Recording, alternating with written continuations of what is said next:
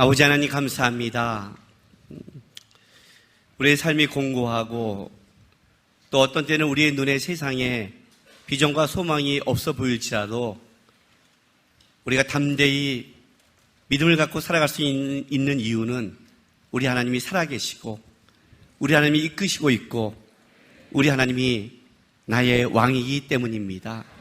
하나님, 오늘도 그 왕 되신 하나님 앞에 나왔습니다. 우리의 찬송과 우리의 기도를 바치는 아버지 하나님, 이 시간에 말씀을 깨닫게 도와주시고 말씀이 내 마음속에만 있는 게 아니라 그것이 내 삶으로도 실현될 수 있도록 이 시간 역사하시고 함께하여 주옵소서. 감사하며 예수님의 이름으로 기도했습니다.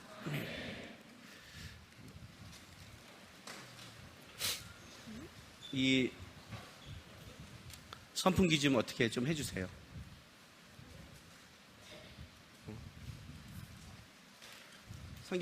성경책이 너무 넘어가요. 네, 좀 숙여주세요. 바람을, 숙여. 오케이. 네, 오케이. 하나님의 말씀 보겠습니다. 사무엘상 21장 10절에서 15절까지 말씀입니다. 우리 한 절씩 교도하겠습니다.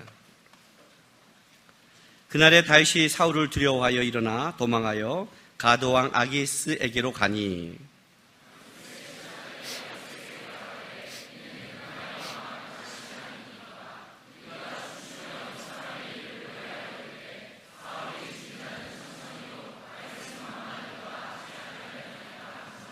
다윗이 이 말을 그의 마음에 두고 가드왕 아기스를 심히 두려워하여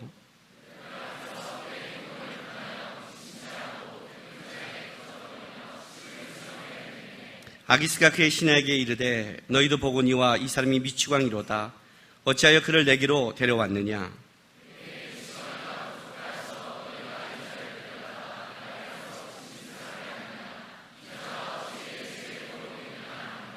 아멘.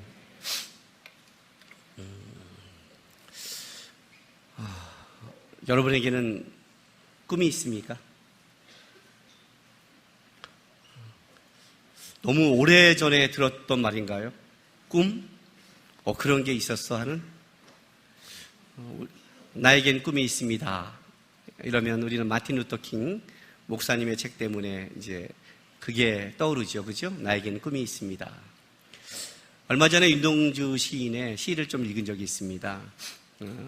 저는 제가 기독교인이 되기 전에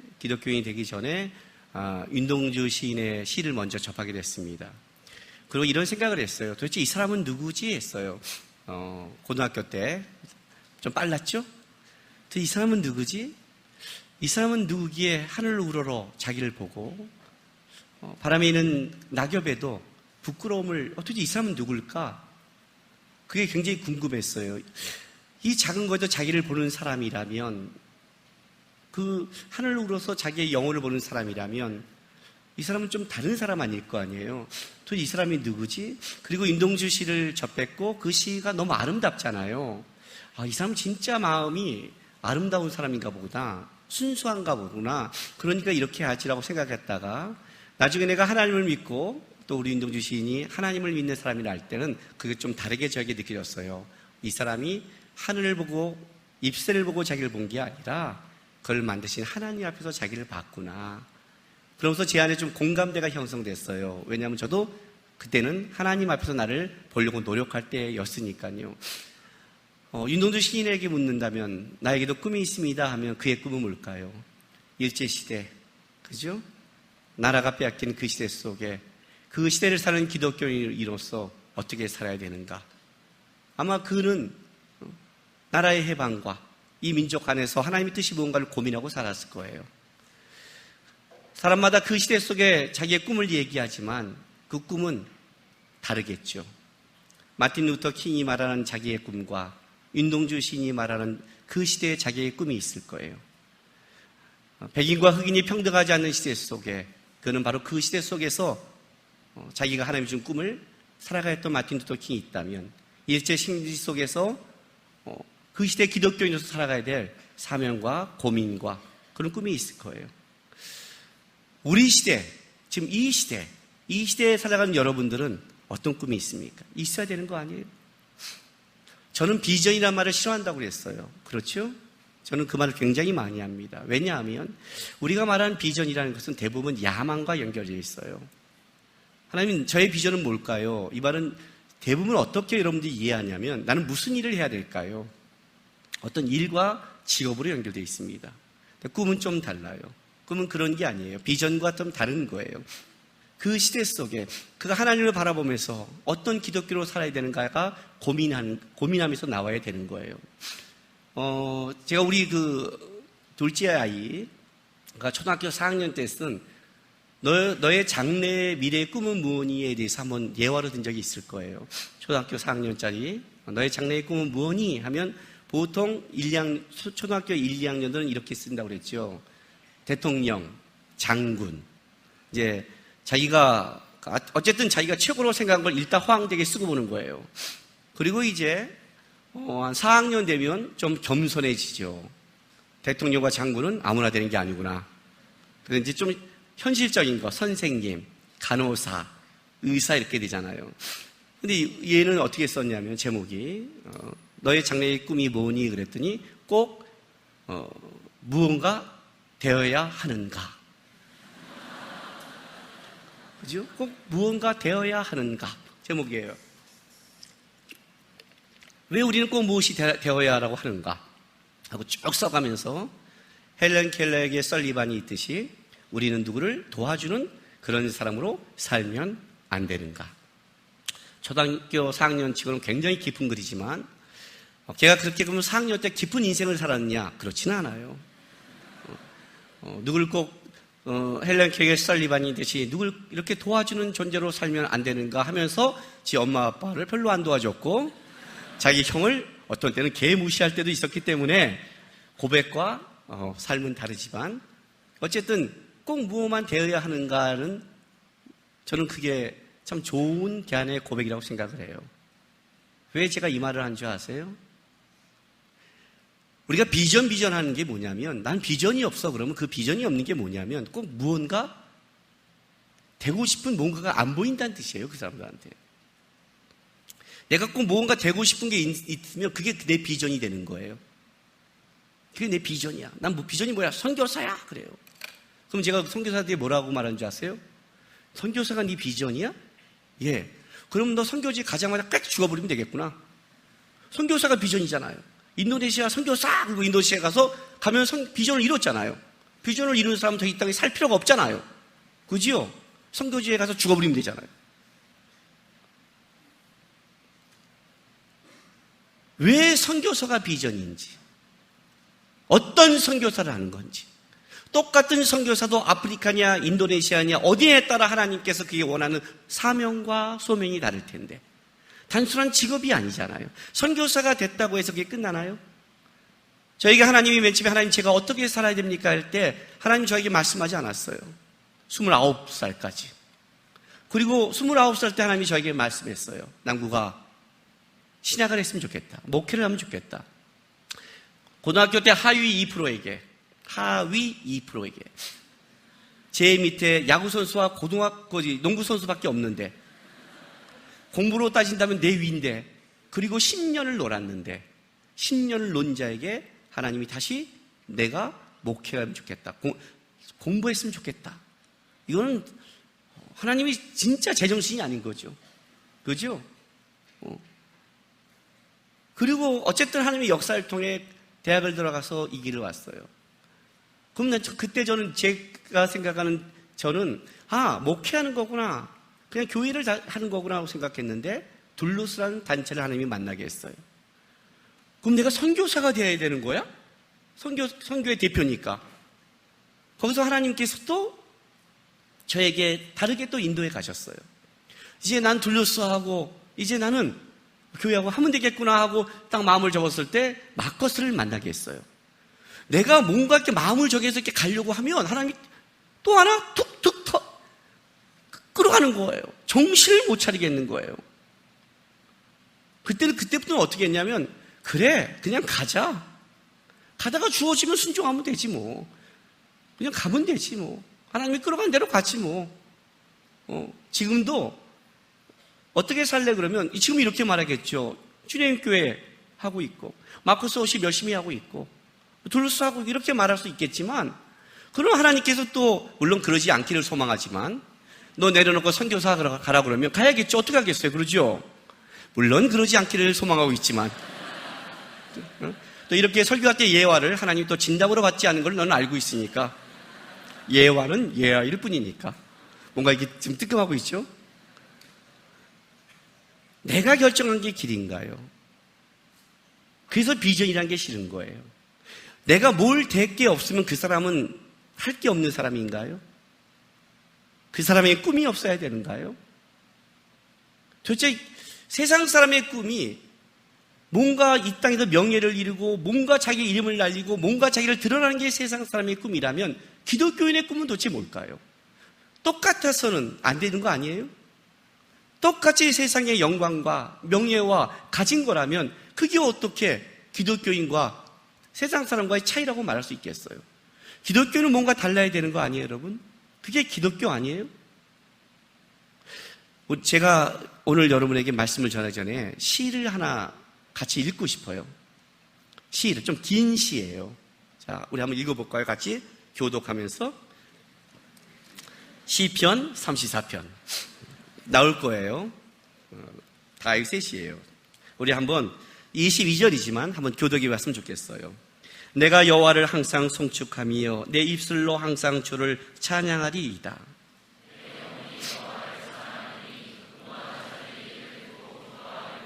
나와 함께 여호와를 광대하시다 하며 함께 그의 이름을 높이세.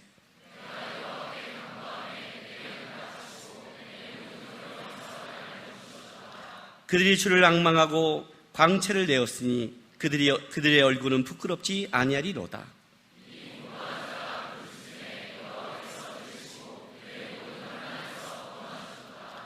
여호와의 천사가 주를 경외하는 자를 둘러 진치고 그들을 건지시는도다.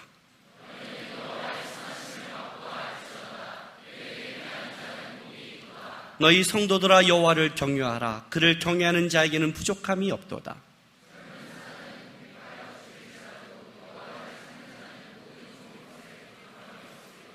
너희 자녀들아 와서 내 말을 들으라. 내가 여호와를 경외하는 법을 너희에게 가르치리로다.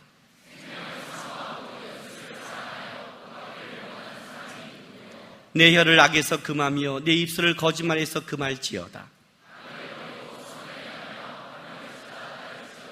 여호와의 눈은 의인을 향하시고 그의 귀는 그들의 부르짖음에 기울이시는도다.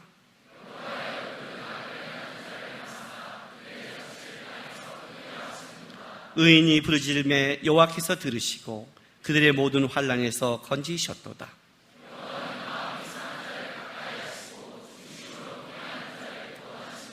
의인은 고난이 많으나 여호와께서 그의 모든 고난에서 건지시는도다.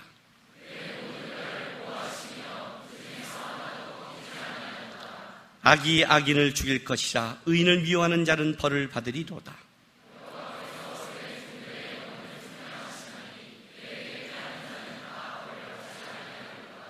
멋진 시죠. 여호와의 눈은 의인을 향하시고 그의 귀는 그들의 부르짖음에 기울이신도다. 의인이 부르짖음에 여호와께서 들으시고 그들의 모든 환난에서 건지셨도다. 의인은 고난이 많으나 여호와께서 그의 모든 고난에서 건지시는도다. 젊은 사자는 궁핍하여 죽일지라도 여호와를 찾는 자는 모든 것에 부족함이 없으리로다. 너희 자녀들아 와서 내 말을 들으라. 내가 여호와를 경외하는 법을 너희에게 가르치리로다.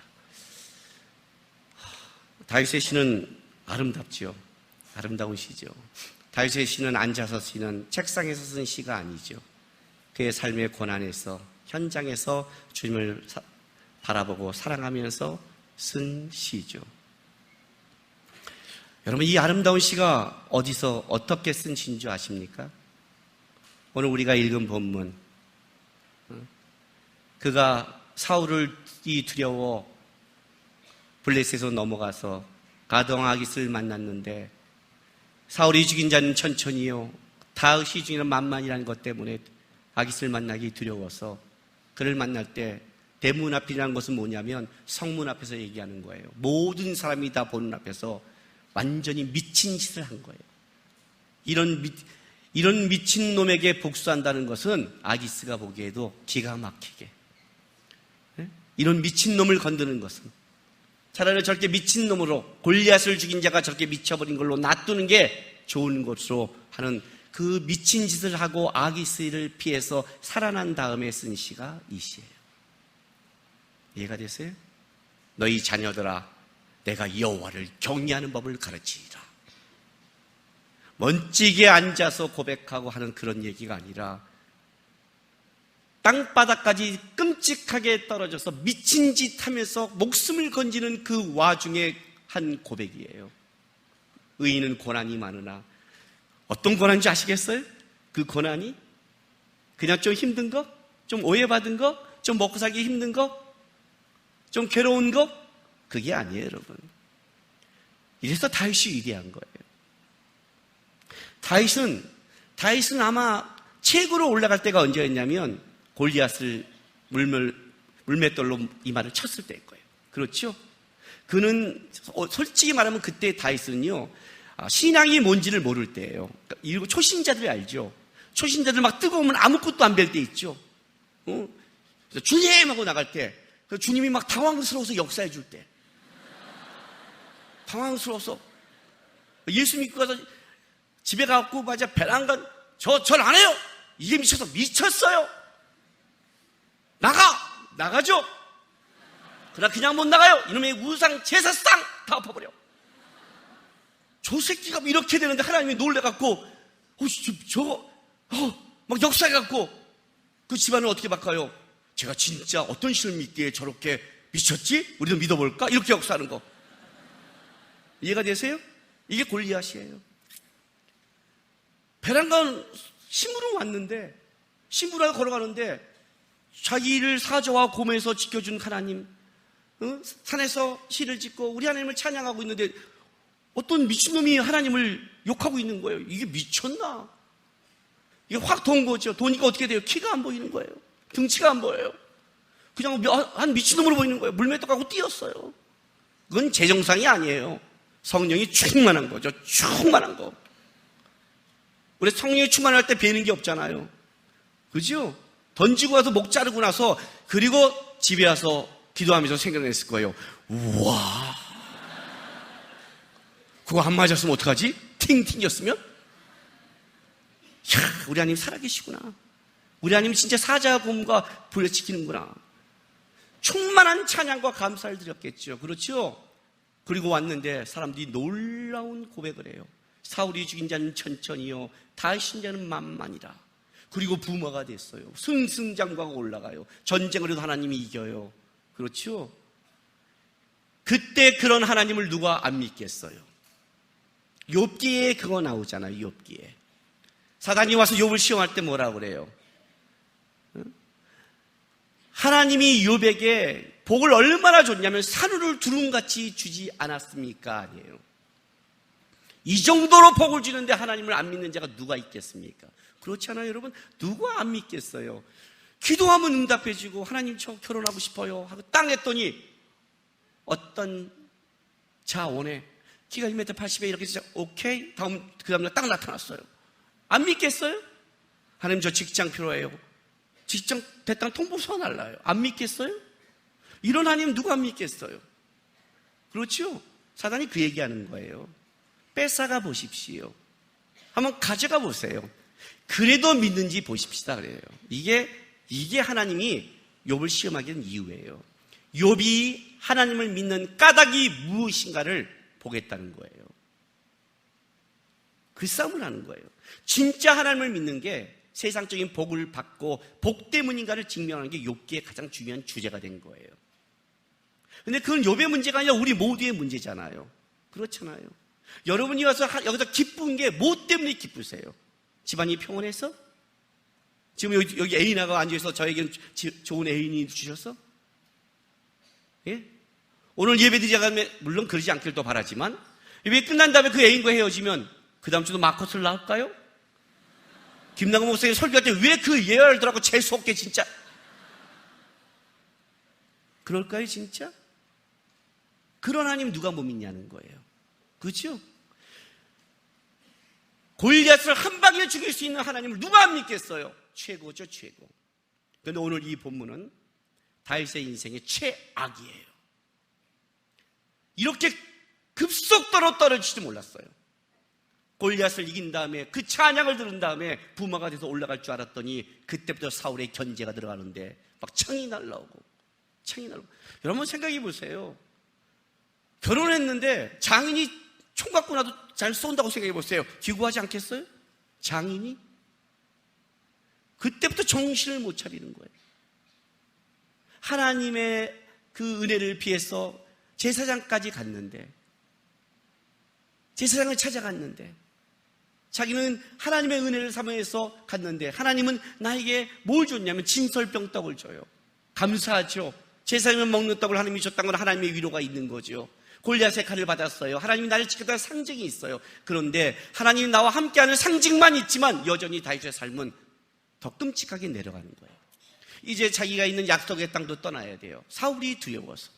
근데 더 두려운 자가 있어요. 꼭 야곱이 뒤에는 라반이요, 앞에는 에서가 있는 것처럼. 살아남을 길이 없는 거예요. 다윗의 은혜는. 왜? 너무나 알려졌어요. 너무나 알려졌어요. 블레셋에서 얘기하잖아요. 사울이 죽인 자는 천천히요, 다윗은 만만입니다 이러잖아요. 거기 또 가드예요. 가드는 어디예요? 골리앗의 고향이에요. 하필이면 또 골리앗의 고향이에요. 하필이면 다윗이 살 수 있는 유일한 길은 뭐예요? 진짜 미침을 질질 흘리는 거예요. 대문에 향해서 질질 해서 아기스가 볼 때 왜 저런 미친놈을 나에게 데려왔냐 할 만큼 진짜 거기서 온갖 미친 짓을 다 하는 거예요. 속에는 기도하고 있었겠죠. 속에는 하나님, 나의 산성이고 반석 되신 하나님, 나를 이 아기스의 손에서 건져내 주십시오. 하나님, 저를 좀 붙잡아 주십시오라고 속에는 간절히 기도하지만 겉에는 미친 척하고 살아가는 거예요. 땅끝까지 떨어졌어요. 믿음은 환난 가운데 드러난대요. 어려움이 와야 진짜 믿음이 드러나죠. 고난이 와야 진짜 믿음이 드러나죠. 진짜 힘듦이 와야 자기가 붙잡고 있는 게 뭔가가 드러나죠. 그렇지 않아요, 여러분? 그렇지 않아요. 그래서 하나님이 어떤 때 우리 인생 가운데 미친 척하는 그 고난 가운데 우리를 집어넣을 때가 있어요. 왜 집어넣을까요? 그래야 여러분의 속의 것이 나오는 거니까. 신명기 5장 8절 한번 볼까요? 신명기 5장 8절. 너는 자기를 위하여 새기는 우상을 만들지 말고 위로 하늘의 것이나 아래로 땅에 있는 것이나 땅 및 물속에 있는 것에 어떤 형상도 만들지 말며 그래요. 십계명 중 하나님께서 얘기하는 거예요. 근데 뭐라고 말하냐면 너는 자기를 위하여 새기는 우상을 만들지 말래요. 우상이란 어떤 것을 가지고 있냐면 내 속의 욕심을 형상화시킨 거예요. 내가 만약 돈을 쫓고 싶고 돈을 가지고 싶으면 뭐가 나와요? 돈이 형상화되는 거죠. 내 마음의 소원을 드러내서 형상화시켜서 그걸 바라보면서 그 꿈을 꾸는 거죠. 그게 우상이죠. 우상. 건강을 우상으로 하면 어떻게 돼요? 집에 가면 전부 다 건강식품과 뭐 헬스 이런 그림이 있겠죠. 6두근, 뭐 3두근 이런 게 있겠죠. 그죠? 그런 게 있겠죠.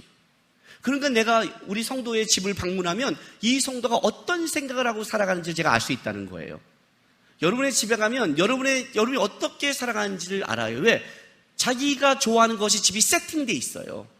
다 있어요. 딱 가서 한 바퀴만 쭉 방마다 돌면 알아요. 얘가 요즘 뭐에 미쳐 사는구나. 어떤 책에 가지고 사는구나. 이렇게. 아셔요? 보면 알아요. 왜? 형상화되는 거니까. 드러내고 싶은 거니까. 여러분 속에는 뭐가 있나는 거죠. 모르시지 않겠어요? 근데 여러분의 속에 뭐가 있는 걸 아는 두 가지 방법이 있는데 하나는 뭐냐면 여러분이 지금 맨날 묵상하고 고민하고 생각한 게 뭔지를 보면 그게 여러분의 것이에요. 그러잖아요. 한참 연애가 뜨거운 친구를 만나보세요. 누구 얘기예요? 자기 애인 얘기예요. 우리는 듣기 싫은데도 해요. 그만해도 해요. 했던 얘기 그 다음날 또 해요. 그죠? 짜증나게 해요. 이게 무슨 말이에요? 지가 뭔지를 모르는 거예요. 보면 알아요. 이게 어떤 사람과 일주일 정도 지나면 얘가 지금 뭐가 있는지를 알아요. 자기가 사랑하고 자기가 아끼는 거는 그런 건 탁 반응하게 돼 있어요. 보이게 돼 있어요, 여러분. 보이게 돼 있어요. 말했잖아요. 한참 연애가 어떤 자매에게 관심 갖고 있으니까 딱 교회 와서 앉았는데 계속 고개가 교회 문으로 돌아가고 이렇게 해요. 주님은 분명히 여기 계실 텐데. 얘는 병인가요? 병? 이거요? 그러니까 나중에 내가 이렇게 위에 설교하다가도 제가 걔를 보게 돼요. 지도 모르게 이러니까 나도 설교하다 이러는 거예요. 걔가 도니까 나도 돌아요. 설교하면서 돌다가 어떤 여자가 딱 돌으니까 얘가 하더니 앞만 봐요. 그러니까 난 그다음부터 그 여자만 보는 거죠. 이제 제가 제 마음을 뺏어간 우상이구나. 찍어야 되는데 우상은 그렇죠? 우상은 찍어야 되잖아요. 그러니까 자기도 모르게 나가는 거예요. 자기도 모르게 보는 거예요. 마음속에 있는 걸 보는 거예요. 여러분이 점검해 보세요. 나는 뭐하나. 그러나 또 한 가지 방법이 있어요. 또 한 가지 방법이 뭔지 아세요? 환난을 당하면 자기가 진짜 소망하는 것을 붙잡게 돼 있어요. 환난을 당하면. 왜 기독교의 꽃이 순교인 줄 아세요? 목숨을 바쳐 하나님을 사랑했기 때문에? 맞아요. 그러나 단순하게 그런 걸 말하는 게 아니에요. 기독교의 순교는 이 땅의 생명은 이 땅의 모든 거잖아요. 이 땅의 어떤 명예와 권력과 영광도 생명을 뺏어가면 이 땅에서 끝나잖아요. 이 말이에요. 난 이 땅의 것이 끝난다 할지라도 내가 바로 그런 주님에 대한 고백을 포기하지 않겠습니다는 거예요. 그게 바로 순교에 갖고 있는 가장 아름다운 고백이에요. 증명한 거니까. 증명한 거예요. 환난이 오면 자기께 증명이 돼요. 다윗의 위대함은 여기에 있는 거예요. 다윗의 위대함은 여기에 있어요. 완전히 미쳐서 바닥까지 쳤다면 여기까지 가면 어떻게 돼요? 우리 보통 하나님 없다고 그래요. 골리앗을 이기는 하나님이잖아요. 또 다윗은 이렇게 고백할 수 있어요. 하나님, 언제 제가 골리앗 죽이겠다고 기도한 적이 있었나요? 제가 언제 왕이 되겠다고 기도한 적이 있었나요? 하나님이 심부름 시키러 갔다가 하나님을 모독하기에 갔더니 하나님이 도와줘서 했잖아요. 내가 언제나 사울이 죽인 자는 천천히요 다윗은 만만이라는 소리를 듣고 싶은 적이 있었나요? 아니잖아요. 하나님, 왜 저를 이렇게 모셨다가 왜 저를 버리시고 왜 저를 이렇게 끔찍하게 저를 몰아가셨어요? 라고 충분히 원망할 만하잖아요. 근데 다윗은 놀라워요. 네? 어떻게 이런 고백이 나올 수 있을까요? 내가 여호와를 항상 속중하며 내 입술로 항상 주를 찬양하리로다. 내 영혼이 여호와를 자랑하리니 곤관자리 듣고 기뻐하리로다. 어떻게 이렇게 했을까요? 이 곤관자를 부르짖으며 여호와께서 들으시고 그의 모든 환난에서 구원한도다. 무슨 모든 환난에서 구원해요? 좀 이따 사울에서 계속 쫓기는데 응? 너희는 여호와의 선하심을 맛보아 알지어다. 그에게 피하는 자는 복이 있도다. 너희 성도들아 여호와를 경외하라. 그를 경외하는 자에게 부족함이 없도다. 그죠? 너희 자녀들아 어서 내 말을 들으라. 내가 여호와를 경외하는 법을 너희에게 가르치리라. 멋있지 않아요? 이 미친 짓을 하고 나와서 구하신 하나님 앞에 하나님 경외하는 법을 가르쳐 줄게. 이게 진짜 신앙이죠. 그런데 더 중요한 게 뭔지 아세요? 다윗의 고백보다 더 중요한 거는 왜 하나님은 이렇게 고백하는 다윗을 거기에 몰아넣느냐는 거예요. 왜 그랬을까요, 여러분?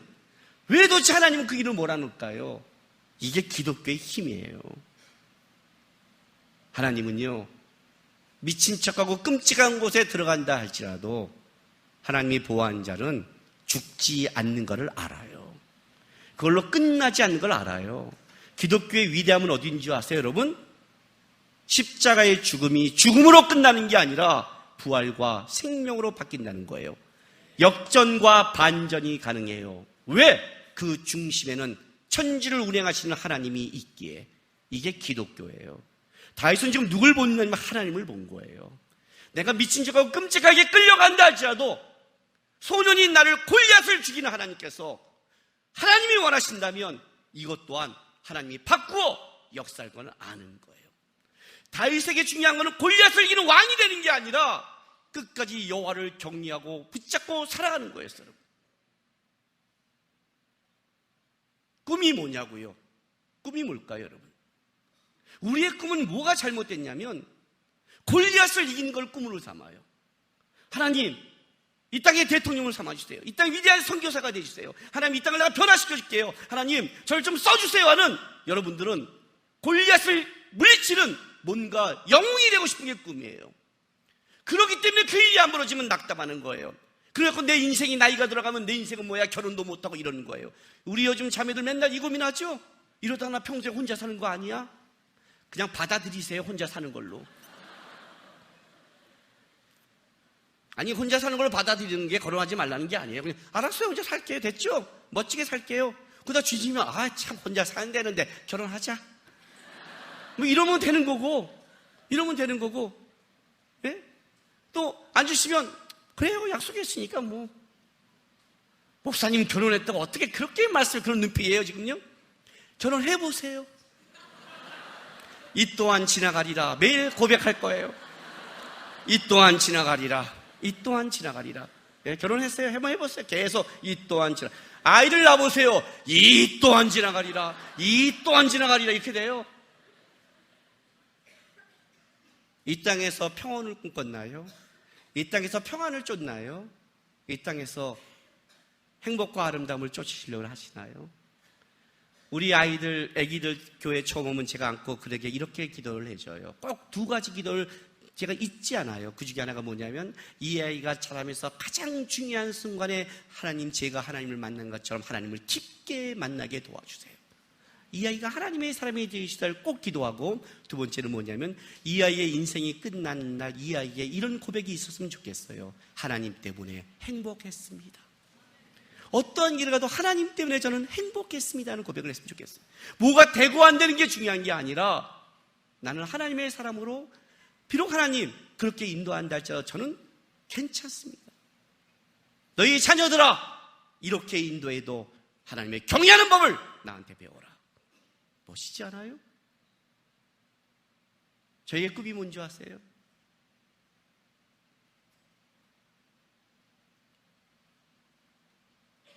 무엇이 되는가가 아니에요. 무엇이 안 돼도 주님이 나를 부르실 그날까지 나는 주님을 사랑하고 고백하고, 이 다윗처럼 이해할 수 없는 미친 그 길을 걷는다 할지라도 나는 거기서도 하나님을 사랑했고, 나는 거기서 하나님을 붙잡았고, 거기서 하나님은 나의 노래고 나의 찬송이었으며 나의 왕이었습니다. 골리앗을 이겨서 왕이 아니라 어느 순간에도 하나님은 나의 왕이었고 나의 사랑이었으며 나의 소망이었습니다. 당신은 나의 노래였습니다. 너희 자녀들아, 내가 나이 먹어서 우리 아이들한테 하고 싶은 말이 그거예요. 하나님을 사랑하고 붙잡는 인생이 뭔지를 말해주게 하는, 편안한 인생이 아니라 고단했고 힘든 인생이라 할지라도 그래도 하나님을 찬양하고 경외하는데 괜찮아. 왜? 우리 하나님이 살아계시고 우리 하나님이 끌어감을 알고 있기 때문에. 다윗의 위대함은 여기 있는 거예요. 어떻게 이 미친 척하고도 이 아름다운 노래가 여기 실릴 수 있냐는 거예요. 어떻게 아름다운 노래가. 한 청년이 왕 앞에 와서 물었대요. 어떻게 하면 제가 성공할 수 있겠습니까? 그래요. 왕이 성공의 비결을 가르쳐 줄까? 예. 그럼 여기 잠깐 섰어요. 머리 위에다가 포도주 잔을 딱 머리에 얹었대요. 그리고 동네 한 바퀴 돌아와 그랬어요. 예? 돌아와. 알려줄게. 예. 대신 조건이 있어. 병사를 부르더니 얘가 동네 한 바퀴 돌 때 포도주의 잔이 만약 흘리면 그 자리에서 목을 쳐라 그랬어요. 얘가 가야 했잖아요. 돌아왔어요. 병사는 칼 들고 쫓아가고 달달달 떠면서 갔다 온 거예요. 달달달 떠면서. 그리고 갔다 왔어요. 왕이 괜찮죠. 살았어요. 비결이 뭐죠? 그랬어요. 자네 이 동네 한 바퀴 돌 때 뭘 봤나? 본 게 없어요. 뭘 들었나? 들은 게 없어요. 시장의 소리, 피리의 소리, 아이들의 소리 못 봤나? 못 봤어요. 결혼식을 못 봤나? 못 봤어요. 못 들었나? 못 들었어요. 왜? 여기에 집중했어요. 이거 떨어지면 목이 날릴까 봐. 그때 왕이 그렇대요. 너가 추구하는 것을 그렇게 가. 너가 추구하는 걸 집중해서 간다면 너는 성공할 거야.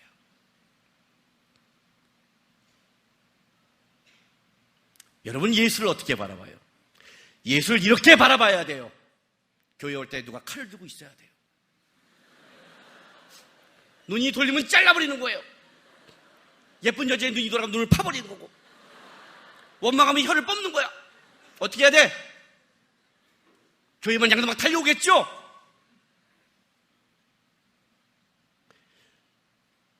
예수께 집중하면, 하나님의 나라의 꿈에 소망을 두고 가면 원망의 소리, 낙담의 소리를 이겨낼 수 있고 사단이 우리를 뺏어가는 데서 이겨낼 수 있는 거예요. 여러분의 마음에 세상 것이 너무 많아요. 여러분의 마음에 세상 욕심이 너무 많아요. 그래서 여러분은 세상 욕심 때문에 무너져요. 세상의 직업 때문에 무너지고, 관계 때문에 무너지고, 결혼 때문에 무너져요. 왜? 마음에 뒀으니까. 여러분의 마음에 예수는 있나요? 예수는 있나요? 이 또한 지나가리라 하면서 나는 지나가지만 적어도 거기에서 다윗처럼 하나님을 사랑했고 하나님을 고백한 그 고백의 흔적은 남기리란 소망이 있나요? 여러분의 꿈은 뭔가요? 세상의 명예를 갖고 하나님이 날 이렇게 했어, 그게 여러분의 꿈인가요? 기도했더니 이렇게 사업이 잘 됐다는 그게 꿈인가요? 여러분의 간직은 세상이 잘 됐다는 걸로 하는 것이 간직인가요? 아니요. 다윗처럼 하세요. 나는 미친 척하는 사망의 음침한 골짜기로 지난다 할지라도 나의 하나님은 있었고, 거기에 나의 노래는 있었고, 주를 향한 사랑도 있었고, 꿈도 나는 있었습니다. 자녀들아, 나의 친구들아, 이 땅에 사는 그리스도인들아, 내가 하나님을 보는 것을 바라봐라. 저는요, 좀 바보처럼 사는 그리스도인이 됐으면 좋겠어요. 너무 세상에 똑똑한 자들 말고 우리 하나님이 살아계시니까 하나님 바라보면서 좀 바보처럼, 이 다윗처럼 미친 척하면서 피해가지만 그냥 하나님 바라보고 그 하루하루를 버티고 살아가면서 그 하나님이 하신 흔적을 이야기할 수 있는 그런 그리스도인들, 하나님 앞에 흥정하는 자가 아니라 하나님이 계시다면, 하나님, 제 꿈은 하나님을 평생 바라보고 소망하면서 살아가는, 저는 하나님의 자녀이기를 저는 소망하고 꿈꾸민다는 그런 꿈의 사람이 됐으면 좋겠어요. 그렇게 살아가세요. 앉아서 질질 울지 말고 미친 척 하더라도 하나님 붙잡는 하루하루의 싸움을 한 걸음 한 걸음 걸어가서 여러분의 삶의 한 걸음 한 걸음이 다윗처럼 주님을 향한 노래요, 간증이요, 삶이 되기를, 소망이 되기를, 다른 사람에게 간증이 되기를, 그런 멋진 그리스도인이 되기를, 바보처럼 살아가는, 예수 때문에 바보처럼 살아가는 멋진 하나님의 자녀가 되기를 주님의 이름으로 부탁합니다. 기도합시다.